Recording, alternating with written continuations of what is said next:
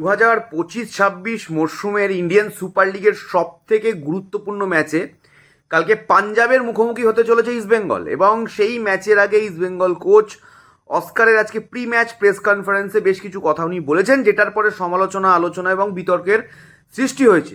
কিছু এক্স প্লেয়ারদের নিয়ে নাম করে প্রথমবার কোনো কোচকে এইভাবে আমরা বলতে দেখলাম। নাম করে এক্স প্লেয়ারদের নাম অ্যালভিটো ডিকুনা, রহিম নবী এবং সন্দীপ নন্দীর নামে কোচ বলেছেন যে তারা ক্লাবের জন্য ক্ষতিকর, এবং দীর্ঘ যে এত বছর ক্লাব সাফল্য পায়নি তার জন্য তারা দায়ী বা সামথিং এরকম একটা কিছু উনি বলেছেন।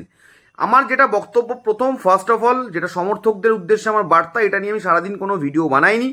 তার একটা মাত্র কারণ হচ্ছে ইস্টবেঙ্গল, যেটা শুরুতেই বললাম, কালকে গুরুত্বপূর্ণ ম্যাচ জিততে হবে, পাঞ্জাবকে হারাতে হবে, এফিয়ানকে আটকাতে হবে, ড্যানি রামিয়েসকে আটকাতে হবে এবং ভালো ফুটবল খেলতে হবে। চ্যাম্পিয়নশিপের এই এত কাছে বহু বছর পর ইস্টবেঙ্গল এসছে। লাস্ট টাইম আই লিগে আলেহান্দ্রো মেনেন্ডেস গার্সিয়া আমাদেরকে যেবারে রানার্স করে, সেইবারে আমরা চ্যাম্পিয়নশিপের লড়াইতে ছিলাম।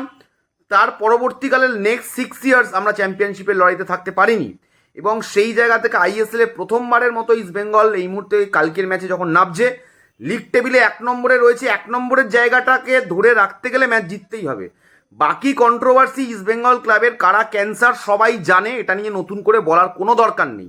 এত বছর ইস্টবেঙ্গল ক্লাবে কেন ধারাবাহিক সাফল্য আসেনি, কাদের জন্য আসেনি, সেটাও সবাই জানে। তো সেই ব্যাপারটাতে আমি এই মুহূর্তে ফোকাস করতে চাই না।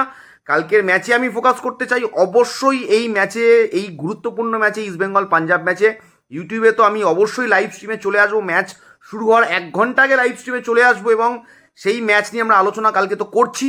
তার আগে আমি সমর্থকদের বলবো, সবাই শান্ত থাকুন, একত্রিত থাকুন। যারা কালকে মাঠে যাচ্ছেন, মাঠে গিয়ে ডেফিনেটলি দলকে সমর্থন করুন, দলে দলে মাঠে যান, গর্জন করুন মাঠে গিয়ে, এবং ইস্টবেঙ্গলকে সাপোর্ট করুন। Thank you so much.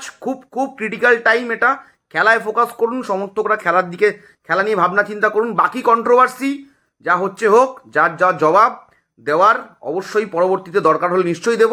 এটুকু বলবো, অস্কার এই মুহূর্তে এই দলের মাথা, উনি কোচ, উনি যা করছেন এখন অবধি উনি আমাদেরকে এই জায়গায় নিয়ে এসছেন। তো ডেফিনেটলি অস্কারের পাশে প্রথম দিনেও ছিলাম, আজকেও আছি, শেষ দিন অবধি থাকবো, যতদিন উনি ইস্ট বেঙ্গলের কোচ থাকবেন। থ্যাংক ইউ সো মাচ, সবাই ভালো থেকো। জয় ইস্ট বেঙ্গল। কালকে অবশ্যই দেখা হচ্ছে ইউটিউব চ্যানেলে লাইভ স্ট্রিমে।